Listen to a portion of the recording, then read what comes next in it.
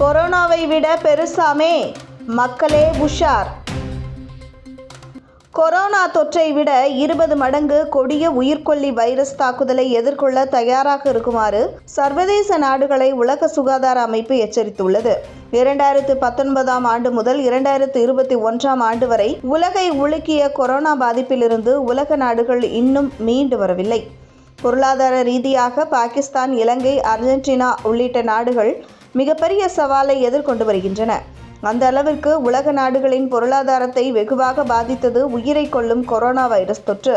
உலகம் முழுவதும் 70 லட்சம் பேரின் உயிரை காவு வாங்கிய கொரோனா தொற்றின் பயம் சற்று ஓய்ந்த நிலையில் தற்பொழுது எக்ஸ் என்ற உயிர்கொல்லி வைரஸ் விரைவில் தாக்கலாம் என எச்சரிக்கை விடுத்துள்ளது உலக சுகாதார அமைப்பு.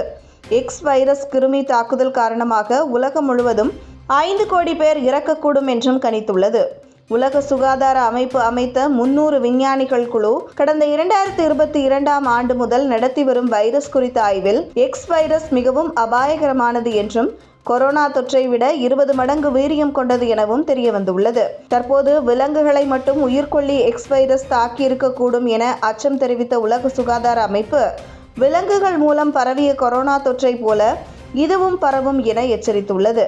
கடந்த 2017ஆம் ஆண்டு முதலில் அறியப்படாத கிருமி பற்றிய ஆய்வில் உலக சுகாதார அமைப்பு ஈடுபட்டு வரும் நிலையில் சுவாசம் தொடர்பான பிரச்சனைகளை எக்ஸ் வைரஸ் கிருமி ஏற்படுத்தும் என்பதை கண்டறியப்பட்டுள்ளது. வௌவால்களில் கொரோனா தொற்று காணப்பட்டது போல, பறவைகளில் பேர்ட் ஃப்ளூ காணப்பட்டது போல இதுவும் விலங்குகளில் காணப்படலாம் என உலக சுகாதார அமைப்பு எச்சரித்துள்ளது. கோவிட்-19, சார்ஸ் மற்றும் எபோலா போலவே இதுவும் மனிதர்களுக்கு பரவும் என்ற உலக சுகாதார அமைப்பு, தொற்று பாதித்தவர்களுடன் தொடர்பில் இருந்தால் இது பரவும் என்றும், மாமிசம் உண்ணும்போது அதில் இருந்தும் பரவும் என்றும் எச்சரிக்கை மணியை அடித்துள்ளது. மனித உடலில் கடுமையான சிதைவுகளை ஏற்படுத்தக்கூடிய இந்த எக்ஸ் வைரஸை குணப்படுத்துவது என்பது அரிதானது என அடிவயிற்றில் புலியை கரைத்துள்ளது உலக சுகாதார அமைப்பு. எனவே நோய் பாதிப்புக்கு ஆளாகுபவர்களை விழிப்புடன் உன்னிப்பாக கவனிக்குமாறு சர்வதேச நாடுகளை உலக சுகாதார அமைப்பு கேட்டுக்கொண்டுள்ளது.